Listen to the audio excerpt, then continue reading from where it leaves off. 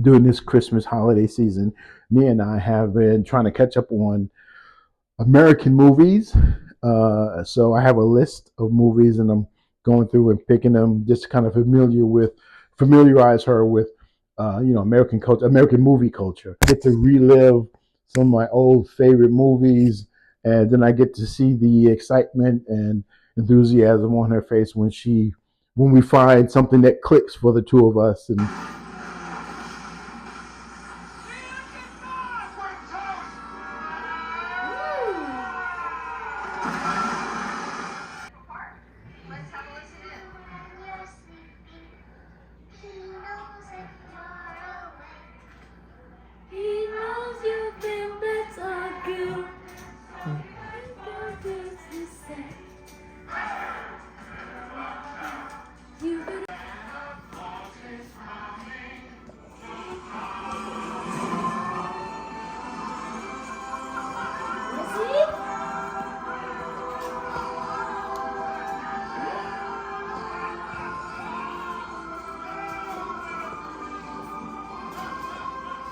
I like it. It's a good movie.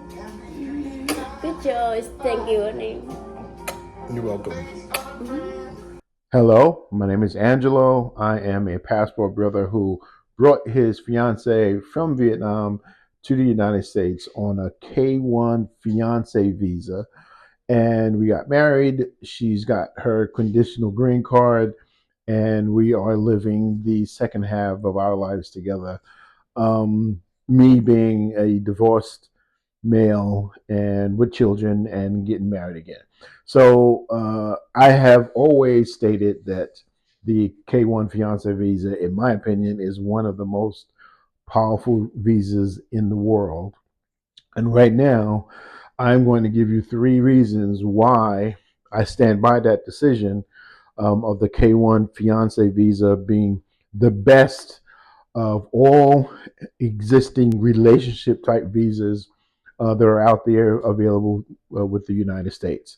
Um, as you know by now, we've elected a new president, and you can rest assured that things are about to change when it comes to any form of immigration. So if you're on the fence about applying for any kind of visa, not just a fiance visa, but any kind of visa, the time to do it is now so that you can get the ball rolling and in process, hopefully, before the new administration comes in, and things may change rather dramatically and rapidly. But let's get back to why I think the K1 fiance visa is one of the most powerful relationship based visas that you can have. And I'm going to take I'm going to go back to a conversation I had with a gentleman who reached out to me about giving him some assistance with his visa, and he wasn't really forthcoming.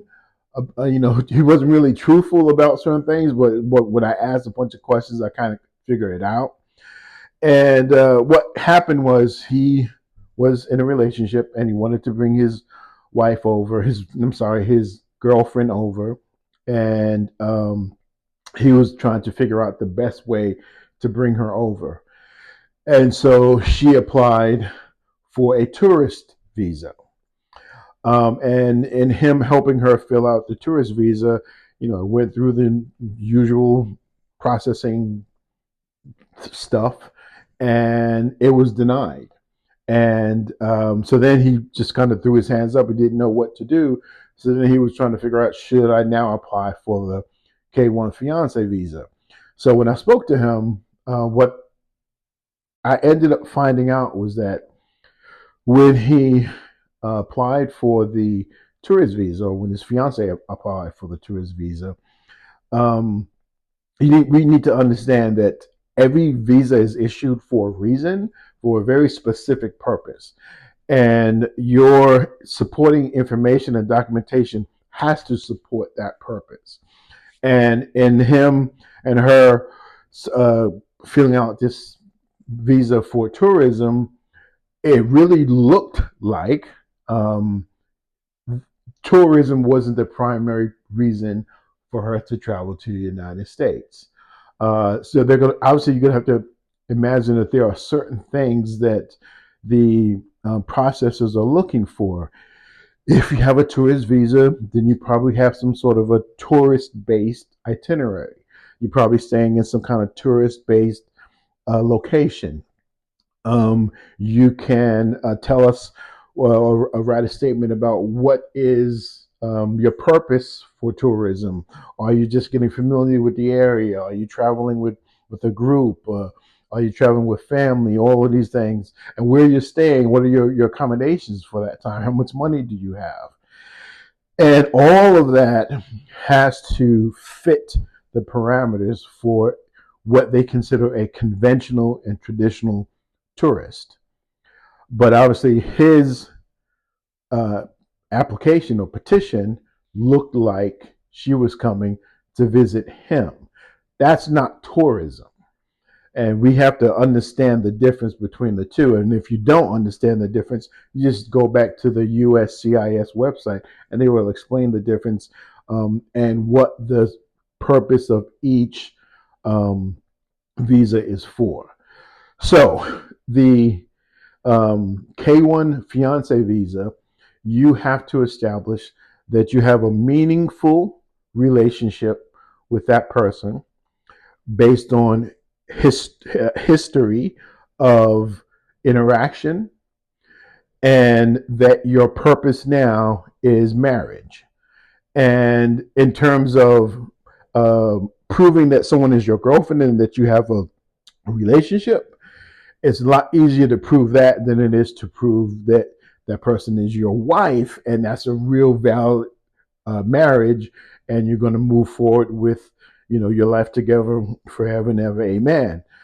So the K1 Fiance visa is really simple in its requirements of what you need to prove to establish your real relationship. And so that's one of the reasons why I think it's one of the most powerful visas in the world, because once you establish that, you get your fiance to the United States. And then you have 90 days to make it work, to make a decision, to figure out what it is that you're going to do. Are you going to go through with this thing? Do you have plans, arrangements, all of this stuff? You have to have that settled. And then once you're married, now you just move to the second process, which is the adjustment of status. Um, so that's the first reason why the K1 visa, fiance visa, I think is one of the most powerful visas, is because it's simple. Two is the K1 fiance visa is also, I believe, one of the most flexible. And by flexible, I mean that while you have to establish the fact that you are have a meaningful relationship with someone and that your purpose is marriage, you're not locked in to anything, because you still have that 90-day window once that person gets here to decide whether or not, hey, this is really not going to work out. There's too much cultural differences. There's too much going on, whatever, to make a decision not to do it. And then nobody's at fault. Nobody's in trouble. You send the person back. However, if you get any of the other visas, work visas, marriage visa, whatever, and then you start with the adjustment of status, if you don't prove that this thing is valid, if you don't prove that it was real from the get-go, you can be charged with fraud. And that opens up a whole different can of worms for you and your fiance. So the second reason why the K1 fiance visa is one of the simplest visas and one of the most powerful visas is because it is flexible. And finally, the third reason why the K1 fiance visa, I believe, is one of the most um, powerful visas in the country available for relationships is that it is it does not require interaction or intervention from any other third party. That means you don't need to be have a sponsor. You don't need to be sponsored by an individual. You don't have to be sponsored by a company. All you need to do is be in a qualified, verified relationship, and you can go ahead with the U.S. petition process. Um, so that's the third reason. There aren't as many boxes to check off, and there aren't any third parties that you must rely on in order to increase your chances of getting approved for the visa. Um, so with all that, I believe that the K1 Fiancé visa is one of the most powerful visas in the world, if not the most powerful. The K1 visa did allow me to reconsider my thoughts on marriage because I had met someone who, um, I just everything clicked with, and it was worth it to try to explore that and build on that relationship, and then put all of the pieces together so that we can make the decision to for both of us to decide to be together, and then file the petition and for her to leave her home country to come live with me here. So that is my um, reasons why I think the K1 visa is one of the most powerful visas in the world. If you have any um, doubts about that, or if you disagree with my opinion, please leave some comments and let's talk about it. So thanks again. And to all you lovers out there, good luck, hold firm, and I'll see you in the next one. Peace out.